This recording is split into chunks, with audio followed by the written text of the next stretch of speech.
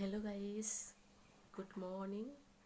তো আশা করি তোমরা কেমন আছো? অনেক অনেক ভালো আছো। আমিও অনেক অনেক খুব খুব ভালো আছি। কেন ভালো আছি জানো গাইস? সে কথা হচ্ছে যে কি আর বলবো, মানে কালকে হঠাৎ করে এমন একটা খুশির সংবাদ আসলো। সেই সংবাদটা হচ্ছে যে আমি পরে তোমাদের কাছে শেয়ার করব। তো এখন আমি কিছু বলবো না, একদিন অনেকক্ষণ পরে তোমাদের সাথে সেই খুশির গল্পটা আশা করি শেয়ার করব। আর তোমরা সেই গল্পটা মনোযোগ দিয়ে শুনবে, ওকে?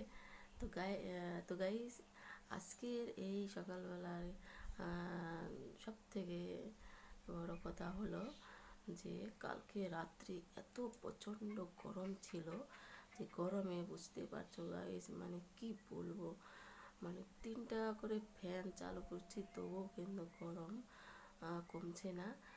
শরীরে এতটা গরম আর খুব খারাপ লাগছিল। আর কালকে তার মধ্যে খেয়েছি হচ্ছে বাড়িতে আমি নিজের হাতে মাটন বিরিয়ানি তৈরি করেছিলাম। তো বিরিয়ানিটা তোমাদেরকে আমি শেয়ার করতে পারিনি। এটা হচ্ছে আমার সব থেকে বড় অনেক হচ্ছে দুঃখের বিষয়।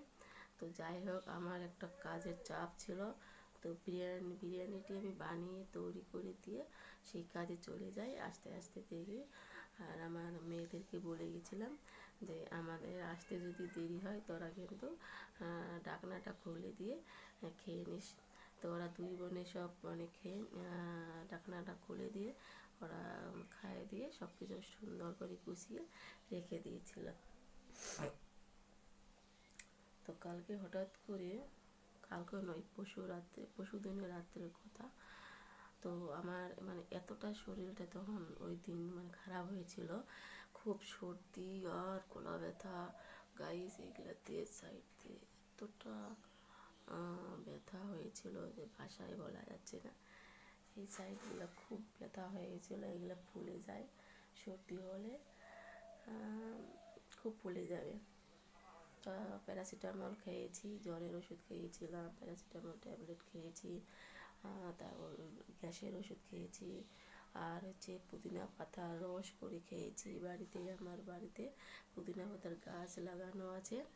তো ওই গাছের যদি কারো গ্যাস হয়ে থাকে 3-4টা পাতা কাঁচা চিবিয়ে খেলে 1 গ্লাস জল খেয়ে নিতে হবে, আর দেখবে সঙ্গে সঙ্গে গ্যাস একদম ফিনিশ।